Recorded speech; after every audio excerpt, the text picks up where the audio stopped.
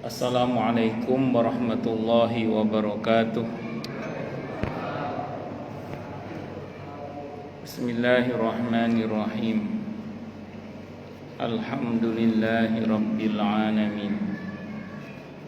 Wa bihi nasta'inu ala umurid dunya waddin. Wassalatu wassalamu ala ashrafil anbiya'i wal mursalin,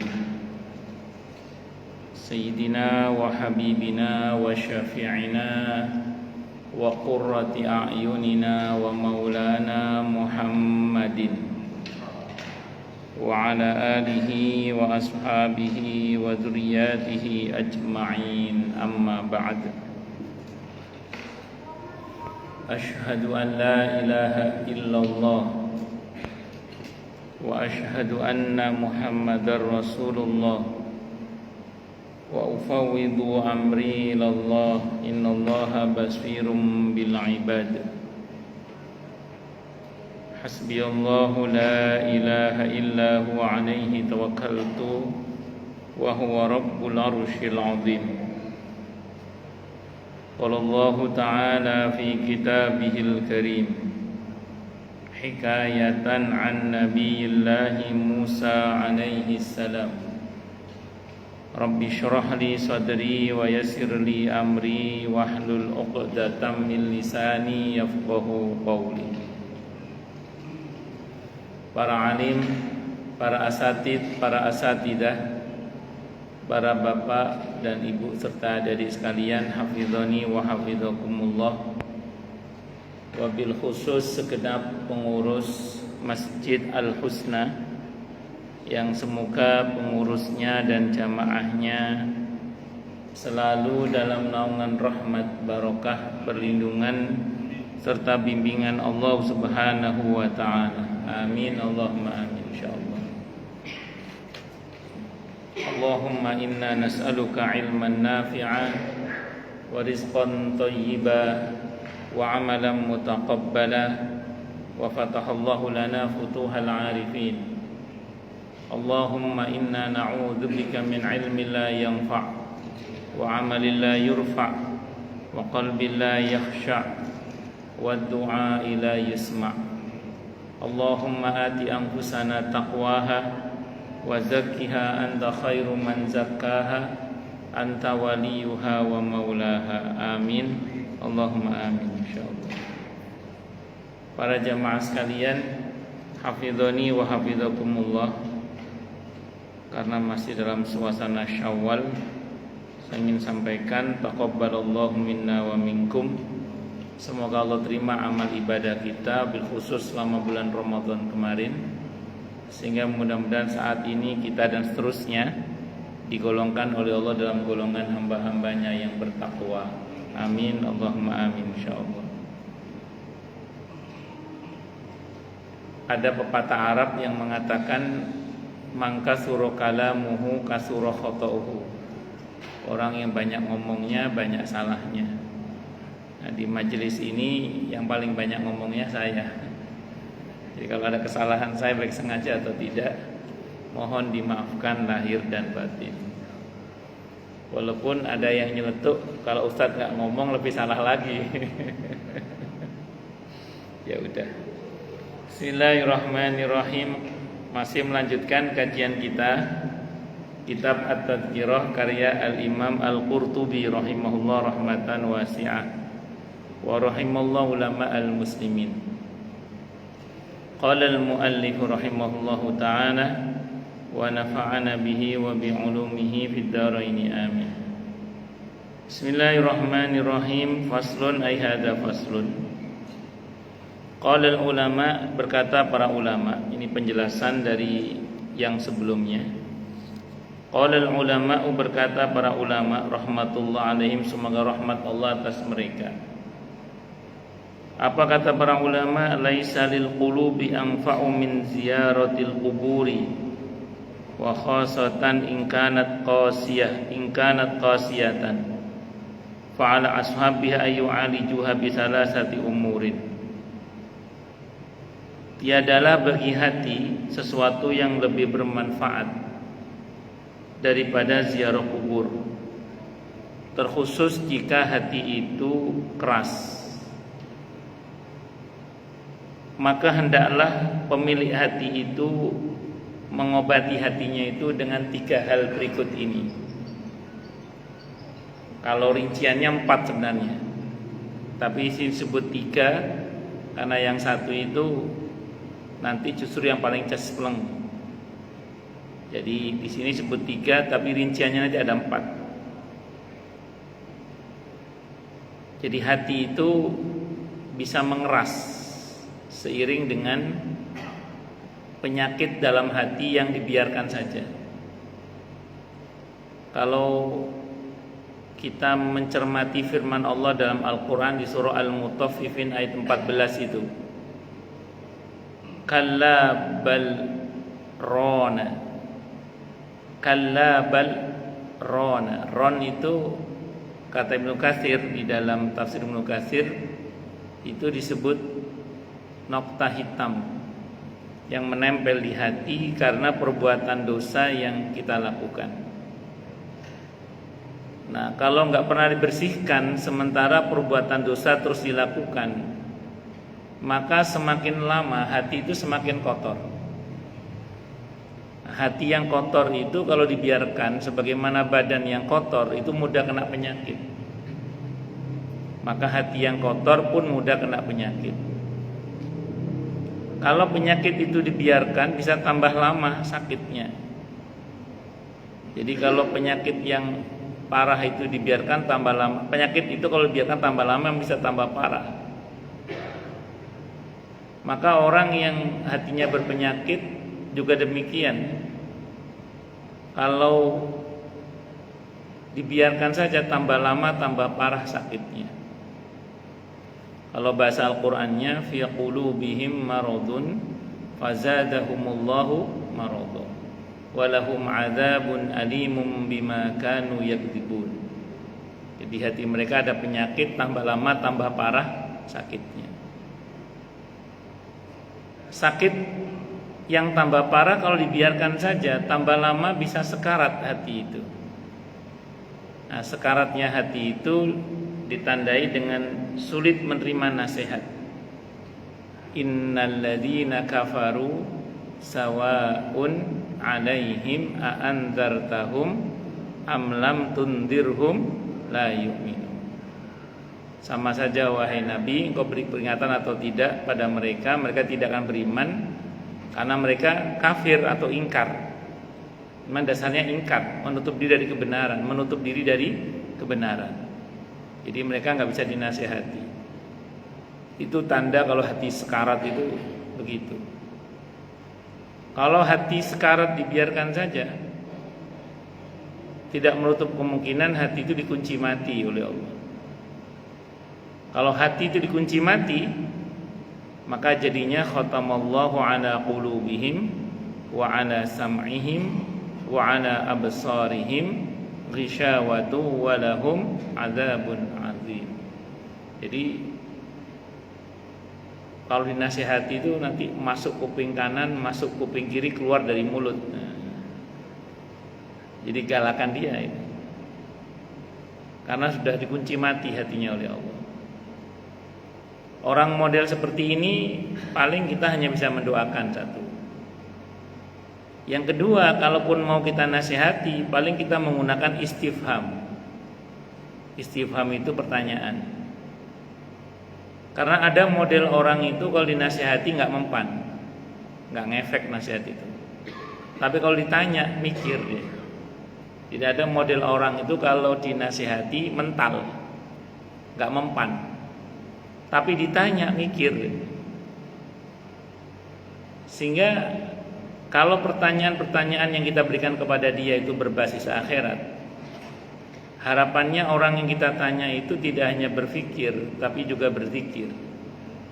Sehingga tanpa dia sadari terjadi yang namanya tazkiyatun nafas, pembersihan jiwa. Sehingga orang itu diharapkan nanti dia mau menerima kebenaran dan sadar serta taubat, itu harapannya. Maka kalau jenengan saya misalnya ketemu sama orang model kayak gini, pertama didoakan saja dapat hidayah. Yang kedua, mohon pada Allah. Yang kedua, kalaupun kita mau menasihati, gunakan kata istifham, pertanyaan. Mau berapa lama begini? Mau begini terus? Apa kamu kira kamu tidak akan tua? Gak takut mati? Gak takut masuk neraka? Tanya aja, walaupun kayaknya cuek, tapi dia sebenarnya sedang berusaha menjawab semua pertanyaan itu. Karena pertanyaan kalau masuk, orang itu akan berusaha menjawab. Jadi saya ulang, ada model orang itu kalau dinasihati mental, kalau ditanya mikir. Nah, kalau pertanyaannya berbasis akhirat, diharapkan dia tidak hanya berpikir, tapi juga berzikir, sehingga terjadi tazkiyatun nafas, sadar. Mudah-mudahan begitu. Nah, orang itu kalau sudah mati hatinya kayak gini ini, sudah dikunci mati hatinya kayak gini ini dia bisa memiliki satu kondisi di mana salah nggak ngerasa salah, celakanya merasa benar. Wa idza qila lahum la tufsidu fil ardi qalu innama nahnu muslihun ala innahum humul mufsiduna walakin la yash'urun. Dan apabila dikatakan kepada mereka janganlah berbuat kerusakan, apa jawabannya? Enggak, kok kita berbuat kebaikan. Ketahuilah, kata Allah, mereka adalah orang yang berbuat kerusakan tapi enggak ngerasa. Jadi salah enggak ngerasa salah, celakanya merasa benar. Atau bodoh enggak ngerasa bodoh, celakanya merasa pinter. Wa idza qila lahum aminu kama amanan nasu qalu anu'minu kama amanas sufaha ala innahum humus sufaha walakin la ya'lamun. Dan apabila dikatakan kepada mereka berimanlah sebagaimana manusia itu beriman, apa jawabannya? Apakah kami akan beriman sebagaimana orang-orang bodoh itu beriman? Kata Allah, ketahuilah mereka itulah yang bodoh, tapi tidak tahu kalau dirinya itu bodoh. Bodoh enggak ngerasa bodoh, celakanya merasa apa tadi? Pinter. Itu kalau kata para ulama, orang yang jahlun murokab, goblok kuadrat namanya itu. Nauzubillahi min syarri dzalik. Nah, supaya tidak terjadi seperti ini, kembali pada kata ron tadi, nokta hitam tadi itu. Kallabal rona ala qulubihim. Maka bagaimana cara supaya jangan sampai terjadi seperti ini? Rajin-rajinlah membersihkan nokta hitam itu. Maka dikatakan dalam tafsir Ibnu Katsir itu walikulli syai'in suqalah, dan segala sesuatu itu ada pembersihnya. Wa suqalatul qulub al-istighfar, membersihnya hati adalah istighfar. Di riwayat yang lain wa suqalatul qulub dzikrullah, penggilapnya hati adalah dzikrullah. Cocok dengan firman Allah di surah Al-A'la ayat 14-15. Qad aflaha man tazakka wa dzakara asma rabbih fasadda. Jadi sungguh beruntung orang yang berupaya membersihkan jiwanya atau hatinya dengan memperbanyak menyebut nama Tuhannya, zikir dan sholat. Tapi ini baru pada level detoksifikasi sebenarnya. Kalau penyakit itu membuang racunnya saja. Nah, mengobatinya 3 hal berikut ini. Kata para ulama, ini mengobatinya. Apa itu? Yang pertama, ahaduha al-iqla'u amma hiya alaihi bihuduri majalisil ilmi bil wa'dhi wat tadhakkuri wat takhwifi wat targhibi wa ikhbari salihin fa inna dzalika mimma yulinul quluba wa yanja'u fiha. Al-iqla', melepaskan amma hiya alaihi, dari apa-apa yang hati itu atas apa yang ada pada sesuatu tadi itu. Maksudnya apa? Jadi hati itu lepaskan dari segala bentuk kemaksiatan. Jadi melepaskan diri aneka bentuk perbuatan maksiat yang mengotori hati, itulah maksudnya. Jadi hendaklah kita melepaskan diri dari segala bentuk perbuatan yang mengotori hati. Apa itu perbuatan maksiat? Oh, bahwa kita ini nggak bisa lepas dari perbuatan dosa, karena setiap manusia ini punya potensi bersalah dan berbuat dosa. Maka begitu kita berbuat dosa, segera bersihkan hati kita. Itu maksudnya. Karena kullu bani Adam khata'un, setiap anak Adam itu punya potensi salah. Dan sebaik-baik manusia itu bukan yang tidak pernah berbuat salah, kata Nabi dalam hadis itu, kama qala wa khairul khata'in at-tawwabun. Dan sebaik-baik yang bersalah itu adalah yang mau bertaubat. Jadi orang yang baik bukan yang tidak pernah melakukan kesalahan, tapi yang mengakui kesalahannya dan segera memperbaikinya. Makanya orang yang bertakwa pun itu bukan orang yang tidak pernah berbuat salah. Allah ketika menceritakan orang yang bertakwa itu, diantaranya di surah Ali Imran ayat 135 tentang orang yang bertakwa, apa kata Allah? Walladzina idza fa'alu fahishatan aw dzalamu anfusahum dzakarullaha fastaghfaru lidzunubihim. Dan orang-orang yang apabila dia berbuat zalim, berbuat keji dan menganiaya diri sendiri, maka dia akan segera mengingat akan Allah dan meminta ampun kepada Allah untuk dosa-dosa mereka. Artinya orang yang bertakwa itu ternyata bukan orang yang tidak pernah berbuat salah. Orang yang bertakwa itu ternyata adalah orang yang mungkin berbuat salah, tapi segera menyadari kesalahannya dan segera minta ampun kepada Allah dengan keyakinan penuh bahwa tidak ada yang bisa mengampuni dosanya kecuali Allah, dan dia komitmen untuk tidak mengulangi lagi. Itu komitmennya. Walam yusir ala ma fa'alu wa hum ya'lamun. Itu orang yang bertakwa. Makanya saya ulang, di orang yang baik bukan yang tidak pernah melakukan kesalahan, tapi orang yang segera menyadari kesalahannya dan segera bertobat minta ampun kepada Allah. Itulah orang yang baik.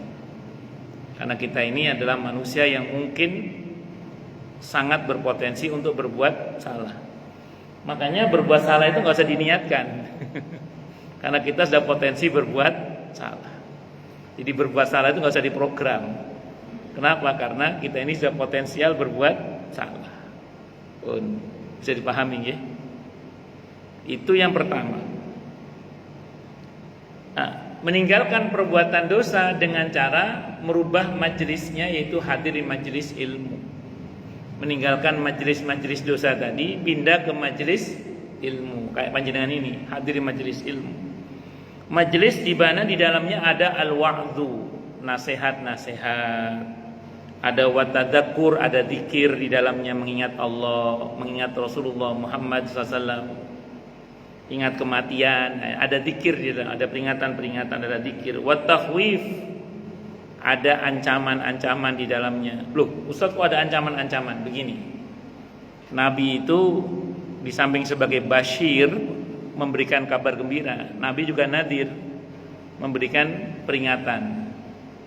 Al-Quran itu di samping sebagai mubasyir, tapi juga nadir, sebagai pemberi berita gembira, tapi juga pemberi peringatan.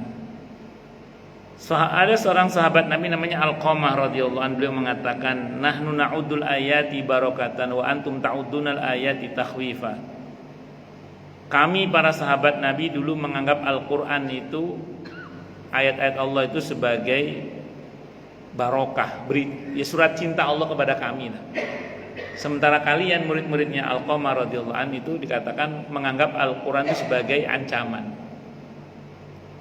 Memang dalam Al-Quran ada ancaman, tapi kalau kita jeli mendalaminya, ternyata itu sebagai bentuk cinta Allah kepada hambanya, agar hamba itu jangan sampai terjatuh pada perbuatan yang mencelakai dirinya, yang mencelakakan dirinya. Maka kalaupun di Al-Quran ada peringatan, itu untuk menyelamatkan hamba itu, karena kasih sayang Allah kepada hambanya itu.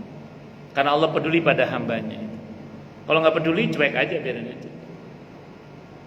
Saya sering contohkan, misalnya ada anak kecil yang masih kecil merangkak ke kompor yang lagi nyala. Karena kita sayang sama anak kita yang masih kecil itu, kita ngomong, nak, jangan, ayo, nanti mama cubit loh, nanti bapak cubit nanti. Kita ngancam. Apakah kita ngancam karena kita benci? Enggak, tapi karena kita sayang. Nanti mama cubit loh kalau terus ke kompor itu. Ternyata dia ngeyel. Akhirnya sama ibunya digendong, dipaksa, diambil paksa.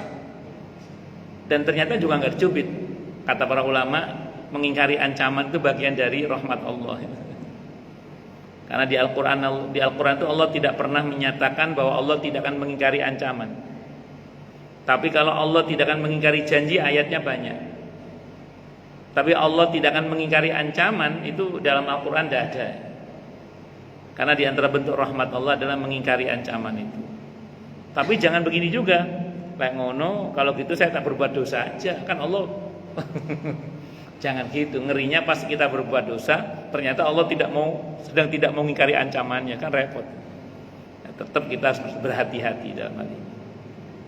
Nah, sama dengan mungkin saya pernah dulu sampaikan di sini juga, ada seorang yang buta berjalan menuju ke makanan yang di dalam makanan itu ada racunnya. Kita yang melek melihat itu ada racunnya. Orang buta itu tidak tahu kalau itu ada racunnya. Karena kita sayang sama dia, maka kita tegur, Pak, jangan dimakan, ada racunnya, Pak. Ternyata si orang buta ini ngeyel, karena dia tidak tahu kan namanya orang buta. Dia berjalan terus menuju ke kue yang ada racunnya itu. Nah, kita karena sayang, kita teriakin, Pak, jangan Pak, racun, Pak, itu Pak, racun. Karena dia ngeyel, akhirnya kita teriakin, Pak, racun, Pak, kita teriakin gitu. Orang yang nggak paham dikira, wah, kasar dia. Padahal bukan kasar, kita nggak mau dia celaka gitu. Maka kita teriakin dia itu. Karena kita pengen dia selamat itu sebenarnya. Nah, maka di Al-Quran itu banyak berita-berita yang sifatnya ancaman, tapi sebenarnya bukan sesungguhnya ancaman itu yang dituju oleh Allah. Tapi lebih kepada karena Allah peduli dengan hambanya, Allah nggak mau hambanya itu celaka, maka diberi peringatan-peringatan. Kalau nun sewu nggih panjenengan misalnya mau mendaki gunung. Ada 2 tim pendaki gunung dan ada panitianya yang berbeda. Panitia yang pertama ngasih rincian kepada calon pendaki gunung. Nanti di atas itu ada jalan setapak, hati-hati itu licin ya. Kalau sekiranya ketemu 2 jalan yang bercabang, ambil yang kanan, gitu, misalnya gitu. Nanti masuk ada daerah area yang ada aliran sungainya. Itu kalau ada ranting-ranting jatuh segera naik, jangan cepat, jangan lama-lama di kali karena itu bahaya misalnya. Terus tolong itu tas-tas dijaga karena banyak lotung di atas itu, banyak monyet misalnya gitu ya. Terus nanti kalau ada dia kasih arahan, ini jenis yang boleh dimakan, makanan ini jangan dimakan, yang kelenger nanti kalau kamu makan ini. Kasih tahu semua. Tapi hati-hati loh nanti gini, kalau kamu maksain nanti bisa coba dikasih tahu semua. Sama yang satu, panitia yang satu dengan timnya yang satu mengatakan, wes monggo masuk ke gunung sakarepmu bebas. Kalau Anda suruh pilih yang jelas aturannya apa yang enggak jelas aturannya. Iya. Kan lebih enak tuh sebenarnya. Jadi aturan rinci dalam Islam termasuk pemberitahuan peringatan dan macam-macam itu semata-mata biar kita selamat sebenarnya, itu aja. Cuman banyak orang yang salah paham mengatakan Tuhannya orang Islam kok galak banget ya. Karena banyak ancaman. Padahal bukan, itu kan peringatan sebenarnya kan. Bisa dimengerti napa mboten nggih? Itu seperti itu. Ya paling enggak kan kita bisa ngati-ngati gitu loh. Bisa napa? Ngati-ngati. Nah, karena ada pemberitahuan tentang ini bahaya loh. Ini kamu peksan bisa masuk neraka loh. Ini bahaya. Kalau gini itu akan turun adab loh. Itu untuk supaya kita ngati-ngati sebenarnya. Allahu Akbar. Wa targhib dan dorongan-dorongan motivasi-motivasi. Wa ikhbari sholihin, dan di majelis taklim di dalamnya ada berita-berita tentang orang-orang soleh. Cerita tentang orang-orang soleh dalam Al-Quran itu malah mendominasi. Al-Quran itu isi terbanyaknya itu kisah-kisah. Jadi Al-Quran itu isi terbanyaknya itu kisah-kisah. Yang paling banyak kisah Nabi Musa alaihissalam. Itu diharapkan dengan mendengarkan kisah orang-orang soleh itu, atau kisah juga orang-orang yang diadab oleh Allah itu tujuannya supaya kita ini bisa mendapatkan pelajaran dan ketenangan dalam hati, karena biasanya cerita tentang orang-orang soleh itu bisa mengokohkan hati. Makanya Allah membahasakan kepada Nabi ketika menceritakan kisah-kisah para orang-orang soleh terdahulu itu dengan mengatakan linusabbita bihi fuadak, agar kami mengokohkan untukmu hatimu, hati yang paling dalam. Linusabbita bihi fuadak, itu seperti itu.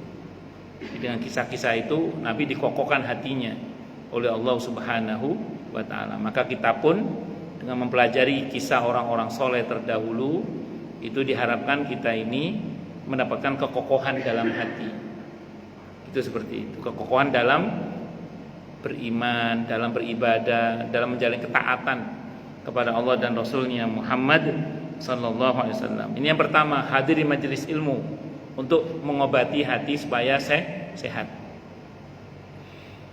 Asani yang kedua, zikrul mauti, memperbanyak menyebut dan mengingat mati. Fayuksiru min dzikri hadimil ladzati wa mufarriqil jama'ati wa muyatimil banini wal banati kama taqaddama fil babi qablu. Hendaklah orang yang hatinya keras itu memperbanyak menyebut atau mengingat kematian yang menghilangkan kelezatan-kelezatan nafsu.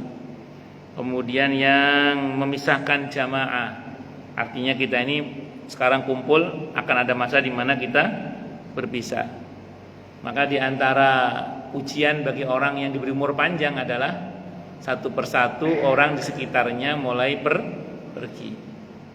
Ya, di antara panjenengan yang diberi umur panjang oleh Allah itu kan sudah mulai banyak orang yang seangkatan dengan kita, satu persatu sudah mulai pergi. Itu teman-temannya Pak Iwan, teman SMA itu udah berapa banyak yang pergi udah Pak ya?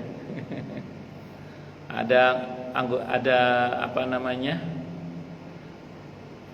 Alumni itu yang dulu anggotanya 200, sekarang tinggal berapa misalnya. Satu persatu sudah mulai pergi. Ya itu peringatan juga untuk kita sebenarnya. Kalau sekarang teman kita pergi, akan ada masa di mana nanti kita yang akan pergi, melanjutkan perjalanan menuju ke alam berikutnya, namanya alam apa? Barzakh. Wa muyatimil banini, dan menjadikan kematian yang menyebabkan anak-anak laki-laki menjadi yatim, wal banati, demikian juga anak perempuan menjadi yatim. Kama taqaddama fil babil qablu, sebagaimana telah berlalu di bab sebelumnya. Jadi kita suruh banyak menyebut dan mengingat kematian yang akan memisahkan komunitas, menjadikan anak-anak yatim, dan menghilangkan kelezatan-kelezatan nafsu dan syahwat itu. Yurwas, diriwayatkan anna imra'atan, sesungguhnya ada seorang wanita syakat yang mengadu ila Aisyah, kepada Siti Aisyah radhiyallahu anha, qasawata qalbiha, tentang kerasnya hatinya. Faqalat laha, maka berkatalah wanita itu kepada Siti Aisyah radhiyallahu anha. Faqalat, maka berkata siapa Siti Aisyah radhiyallahu anha kepada wanita itu, aktsiri, perbanyaklah, min dzikril mauti, dari menyebut dan mengingat mati. Yuraqi qalbaka, maka hal itu akan melembutkan hatimu. Fa fa'alat dzalika faraqqa qalbuha, maka wanita tadi mengerjakan nasihat Siti Aisyah radhiyallahu anha, maka jadi lembutlah hatinya. Fajaat, maka datang wanita tadi, tashkuru, berterima kasih Aisyah kepada Siti Aisyah radhiyallahu anha. Qala ulama, berkata para ulama, tadakkurul mauti yuraddi'u 'anil ma'asi, ingat mati itu bisa mencegah berbuat maksiat. Wa yulinul qalba, dan melunakkan hati al-qasiyah yang keras. Wa yudhibul faraha, dan bisa menghilangkan bangga di dunia dengan dunia. Wa yuhawwinu, dan bisa meringankan al-masaiba, musibah fiha, di dunia. Pertama, banyak menyebut dan mengingat mati bisa melunakkan hati. Misalnya kita mau sombong, mau berbuat dosa, ingat mati, insya Allah nggak jadi. Apa untungnya saya sombong? Apa untungnya saya mendengki? Apa untungnya saya mendendam? Keras hati itu akan menjadi luluh kalau kita tahu ujungnya saya juga akan mati. Dan saat mati saya butuh dimaafkan. Sebagaimana orang-orang yang telah bersalah kepada saya ingin dimaafkan, saya pun juga ingin dimaafkan. Udah, saya maafkan sajalah, kan dengan itu nanti saya dimaafkan juga oleh Allah. Karena balasan kebaikan adalah kebaikan yang serupa. Apa manfaatnya saya mendendam? Kalau nanti jadi urusan di akhirat, ya kalau saya menang. Kalau saya kalah di urusan akhirat bagaimana? Mending saya maafkan saja. Jadi hati itu jadi lebih mudah untuk memaafkan, menyayangi, tidak lagi mendendam misalnya. Walaupun mungkin tidak bisa melupakan karena itu soal memori. Tapi itulah bagian dari cara kalau kita ingat mati itu seperti itu, di antaranya. Terus kemudian orang kalau ingat mati itu insya Allah tercegah dari berbuat maksiat. Jadi di antara godaan setan kepada kita, guna supaya kita tidak semangat dalam beribadah kepada Allah itu apa coba? Udah capek istirahat. Gitu. Maka nanti coba elus dada kita kalau kita mulai males itu, elus dada kita. Mau istirahat di dunia apa istirahat di akhirat? Tanya. Mau istirahat di dunia atau istirahat di akhirat? Kalau di dunia kita sudah capek karena beribadah kepada Allah dengan baik dan benar, insya Allah nanti di akhirat kita nggak akan capek lagi, insya Allah. Tapi kalau di dunia kita udah banyak beristirahat alias bermalas-malasan, jangan mimpi nanti di akhirat bisa beristirahat. Nah, monggo dipilih, mau istirahat di dunia apa istirahat di akhirat? Mau capek di dunia atau capek di akhirat? Nah kalau dunia memang tempatnya capek. Kan kata Allah di surah Al-Balad, manusia itu diciptakan fi kabad, dalam kelelahan, dalam kecapean. Kita berbuat baik itu capek, tapi ujungnya ridho Allah, cinta Allah. Berbuat maksiat itu juga capek, jangan salah. Contoh misalnya, kita baca Al-Quran 1 jam, 2 jam, 3 jam, capek apa capek? Capek. Jangan dikira scroll HP 3 jam gak capek. Capek juga sama, cuman yang scroll apa? Kalau yang ada manfaatnya masih mending, kalau gak ada manfaatnya kan capek juga sama. Semalaman kita tahajud capek, dugem semalaman ya capek sama. Kerja cerdas, kerja keras, tanggung jawab, bayar utang itu ya capek. Lari nggak bayar utang, serintat-serintut, pura-pura nggak kenal, capek juga sama. Tapi ujungnya beda, Iya. Jadi monggo dipilih, mau capek dalam kebaikan atau capek dalam kemaksiatan. Jadi kalau mau capek di dunia ini, dunia ini memang tempatnya capek dunia ini. Cuman ya tadi, kalau kita capek dalam ketaatan, insya Allah nanti di akhirat kita nggak akan capek lagi. Tapi kalau kita lebih banyak beristirahat alias bermalas-malasan, jangan mimpi nanti di akhirat kita bisa beristirahat. Kapan kita istirahatnya Ustaz? Nanti ketika kita sudah menghadap kepada Allah. Kalau kata Siti Aisyah, al-mautu roha, kematian adalah istirahat bagi orang yang beriman. Jadi kalau selagi kita masih hidup, jangan mimpi beristirahat. Ada sebenarnya orang yang mengatakan, nanti saya mau, kalau udah pensiun, kalau udah tua saya mau istirahat. Belum waktunya. Pensiun itu belum waktunya istirahat. Istirahat itu nanti kalau sudah mati gitu aja. Makanya saya pernah sampaikan, ada orang yang ketika karena sudah masuk usia pensiun diajak aktif di masjid tidak mau, di lingkungan tidak mau.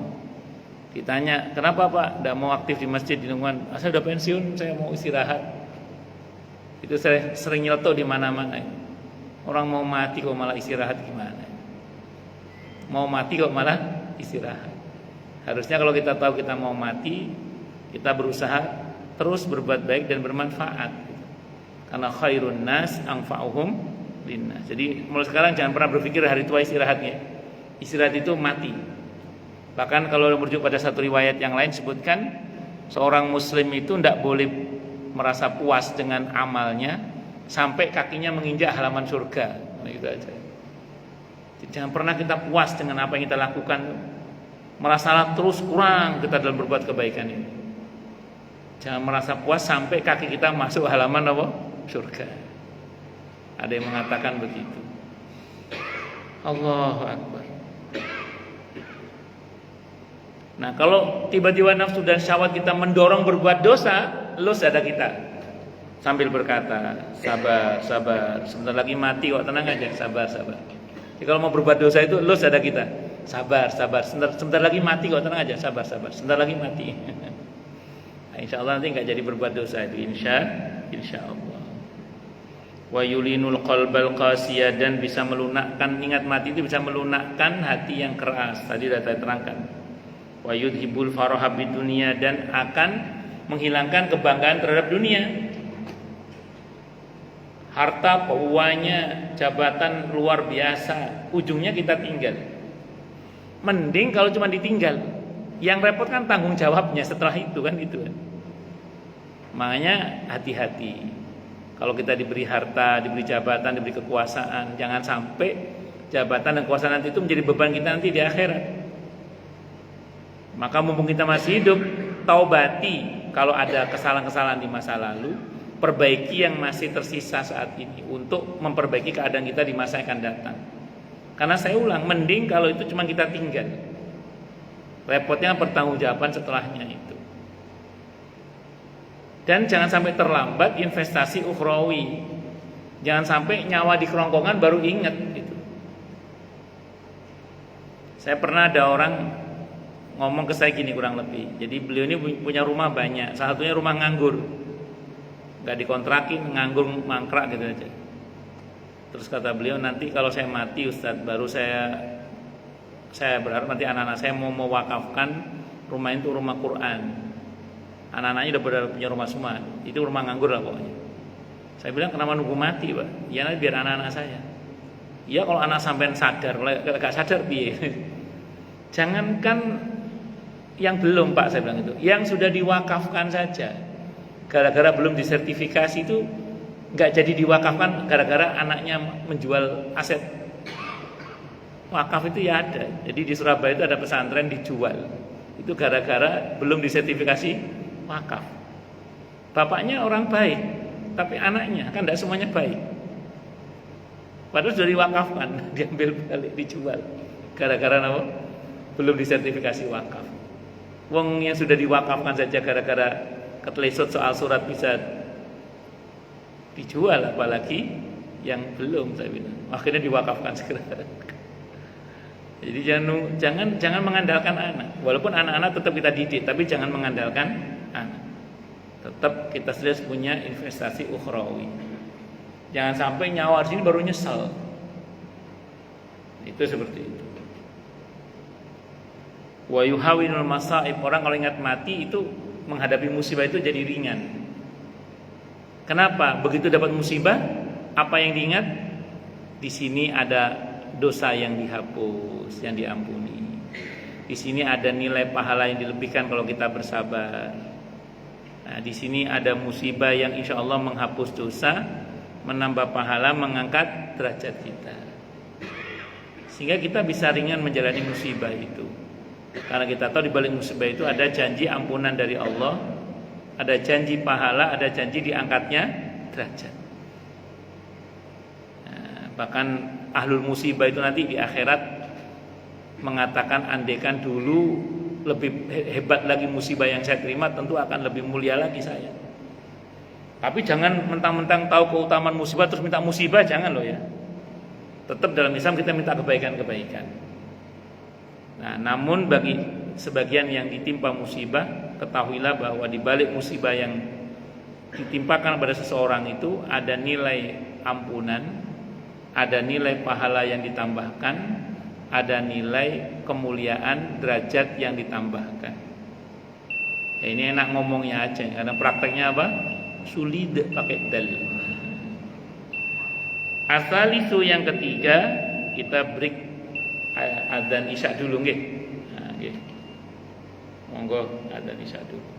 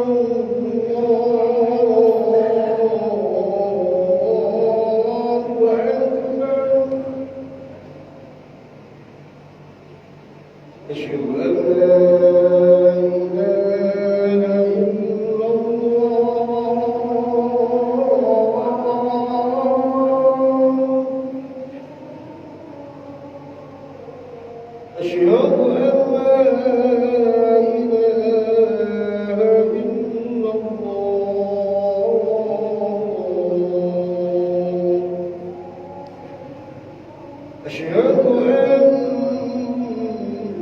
محمدا رسول الله أشهد أن محمدا رسول الله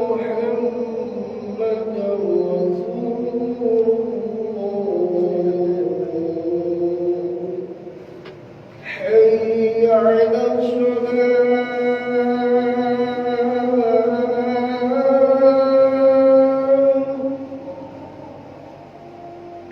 حي على الصلاة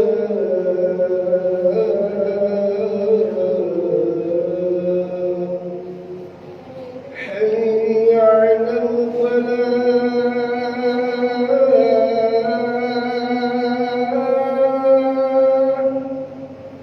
حي على الفلاح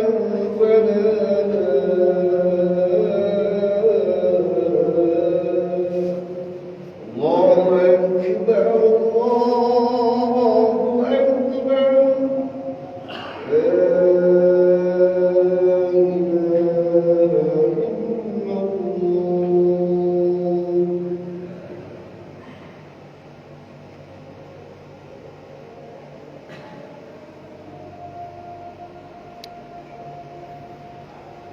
Baik, saya teruskan sedikit ya. Asalisu yang ketiga adalah musyahadatul muhtadharina, menghadiri atau mendatangi orang yang sedang mengalami sakaratul maut.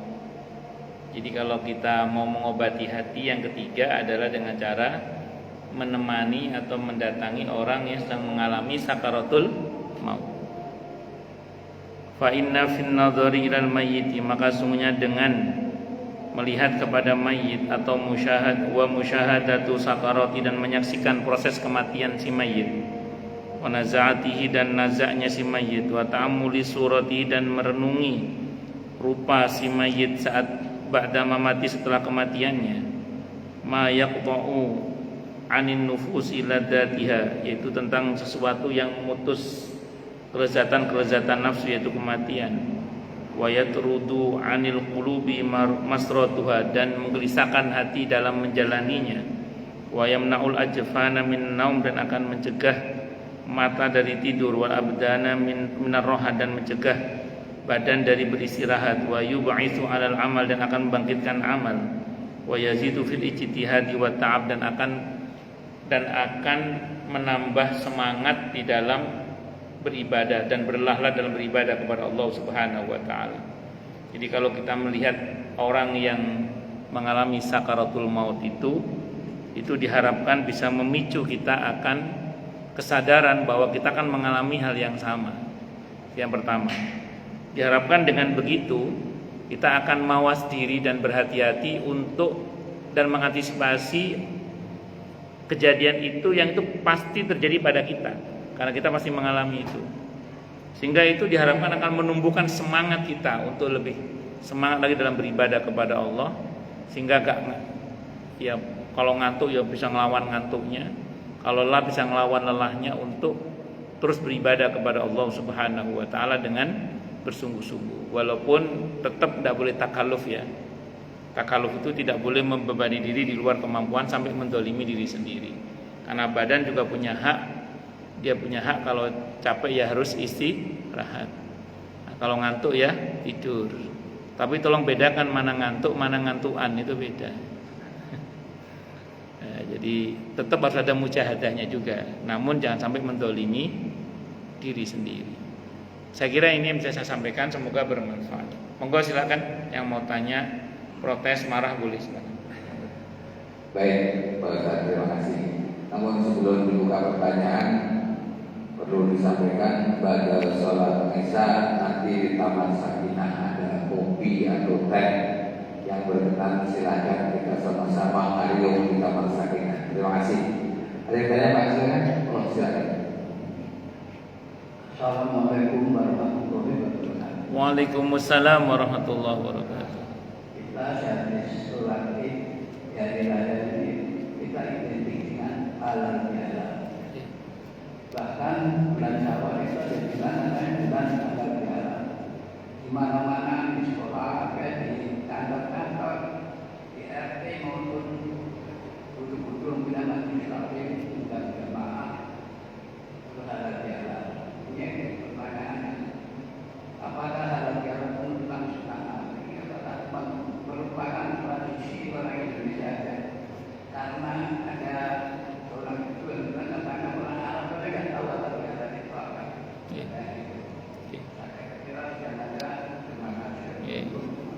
Waalaikumsalam warahmatullahi wabarakatuh. Halal bihalal itu kalau kita tulis tanpa spasi, halal bihalal tanpa spasi itu ada dalam Kamus Besar Bahasa Indonesia. Tidak ada dalam Kamus Bahasa Arab, tidak ada. Jadi adanya dalam Kamus Besar Bahasa Indonesia. Idiom halal bihalal itu adanya dalam Kamus Besar Bahasa Indonesia. Insert kata halal bihalal tanpa spasi. Itu artinya perihal maaf memaafkan. Itu perihal apa tadi? Maaf memaafkan. Jadi idiom itu memang nggak ada dalam orang Arab, tidak ada. Yang ada itu di Kamus Besar Bahasa Indonesia. Oke, satu dulu Pak ya, satu dulu. Nah, perihal maaf memaafkan. Pertanyaan Bapak tadi menarik. Ajaran halal bihalal ini itu ajaran Nabi atau cuma tradisi? Istilah itu istilah tradisi. Tapi isinya itu ajaran Nabi semua. Halal bihalal itu istilah itu tradisi. Karena saya ulang tadi, itu idiom yang dalam bahasa Arab tidak ada itu. Tapi isi halal bihalal itu ajaran Nabi semua. Isi halal bihalal itu apa? Silaturahim, betul ya? Ada nggak ajaran Nabi tentang silaturahim? Ada. Isinya apa lagi? Maaf memaafkan, betul ya? Ada nggak perintah maaf memaafkan? Ada. Nah, oke, berarti kita bingkai ini tradisi yang isinya sesuai dengan syariat. Di dalam usul fikih itu ada kaidah dasar al-'adatul muhakkamah. Tradisi itu terkadang bisa menjadi landasan hukum. Adat kebiasaan itu bisa menjadi landasan hukum. Kapan? Ketika adat itu bersesuaian dengan syariat. Makanya dalam Islam itu adat tradisi dibagi dua, Pak. Ada al-'adah as-sholihah, al-'adah al-fasidah. Tradisi yang sesuai dengan syariat, ada tradisi yang bertentangan dengan syariat. Yang sesuai dengan syariat diterima. Nah, pertanyaannya, halal bihalal yang isinya silaturahim dan maaf-maafkan itu sesuai dengan syariat apa tidak? Sesuai, diterima berarti ya? Diterima. Mana dalilnya? Para ulama punya dalil, Pak, menerima tradisi itu. Mana dalilnya? Ini bukan saya yang pakai dalil, para ulama yang pakai. Ketika membahas tentang al-'urf, tradisi itu di usul fikih. Dalilnya adalah surah Al-A'raf ayat 199. Apa kata Allah? Khudil afwa wa'mur bil 'urfi wa'rid 'anil jahilin. Jadilah pemaaf kata Allah. Jadilah pemaaf kata Allah. Dan perintahlah dengan 'urf. Apa 'urf itu? Kebaikan yang terkait dengan ruang dan waktu, atau bahasa usul fikihnya tradisi itu. Dan berpalinglah dari orang-orang yang jahil. Nah, maka tradisi halal bihalal itu dalam hukum Islam bisa diterima, Pak, tidak ada masalah. Nah, tergantung isinya saja. Kalau isinya silaturahim, maaf memaafkan, maka tidak ada masalah. Kalau ada orang yang protes, memaafkan kok tunggu bulan Syawal. Memaafkan begini, ini rumus ya, ini rumus. Mengkhususkan waktu tertentu untuk berbuat kebaikan dalam Islam boleh, selama kita tidak mewajibkan. Ada dalilnya Ustaz? Ada dalilnya. Mana dalilnya? Al-Imam Ibnu Hajar Al-Asqalani dalam kitab Fathul Bari Syarah Sahih Bukhari, ketika menjelaskan hadis Bukhari tentang Nabi yang sholat di Masjid Quba wudu dari rumah setiap hari Sabtu, kadang pakai kendaraan, kadang jalan kaki. Nabi setiap Sabtu jalan dari dalamnya, sholat sunnah di Masjid Quba, wudu dari rumah, yang pahalanya sama dengan umroh itu. Setiap Sabtu Nabi itu. Apa kata Ibnu Hajar Al-Asqalani? Ini adalah dalil, kata beliau, bukan kata saya ini. Ini adalah dalil dibolehkannya mengkhususkan waktu tertentu dengan amal soleh tertentu. Maka kalau kita mengambil momentum Syawal untuk saling maaf memaafkan, boleh nggak? Boleh banget. Mana dalilnya? Itu tadi dalilnya, hadisnya Sahih Bukhari. Itu bukan kata saya, kata Ibnu Hajar Al-Asqalani. Dan kelebihannya kalau kita minta maaf di bulan Syawal, orang nggak nanya, Pak, salah apa? Tapi kalau di bulan Syawal tiba-tiba kita minta maaf, orang kadang kepo, kok minta maaf, salah apa? Kadang gitu. Makanya minta maaf yang paling aman di bulan Syawal. Walaupun untuk perihal taubat, perihal minta maaf jangan nunggu bulan Syawal sebenarnya, kapan saja. Cuman tidak salah kalau kita mengambil momentum Syawal, tapi jangan diwajibkan. Bisa dimengerti ya? Oke, ngatan Pak ya, wallahu alam bisawab. Dan satu lagi. Halal bihalal itu muamalah sosial apa ibadah mahdoh? Muamalah. Kalau muamalah hukum asalnya adalah boleh hingga ada dalil yang melarangnya. Al aslu fil muamalati al ibahah hatta yadullad dalil ala tahrimiha. Hukum asalnya muamalah itu adalah boleh hingga ada dalil yang melarangnya. Selama tidak ada dalil yang melarang berarti boleh. Ngoten Bang nggih? Allah a'lam bishawab. Cukup nggih? Baik. Waktu Sudah sholat sudah sampai kita ketemu yang akan datang. Baik, kita tutup dengan hamdalah, alhamdulillahirabbil alamin. Semoga kajian kita bisa bermanfaat, mubarakah fi dini wa dunya wal akhirah untuk kita, keluarga kita dan seluruh umat Islam semuanya. Dan mudah-mudahan kita semua dijadikan oleh Allah sebagai orang-orang yang sukses dunia akhirat, selamat dunia akhirat, bahagia dunia akhirat, dan dipermudah setiap urusan kita oleh Allah fi dini wa dunya wal akhirah. Semoga Allah limpahkan hidayah selalu untuk kita, semoga Allah tingkatkan selalu hidayah untuk kita, dan semoga Allah berikan hidayah untuk siapapun yang melihat kita. Subhanakallahumma bihamdika asyhadu an la ilaha illa anta astaghfiruka wa atubu ilaik. Sallallahu alaihi Muhammad wa ala alihi washabihi wasallam. Saya mohon maaf. Wassalamualaikum warahmatullahi wabarakatuh.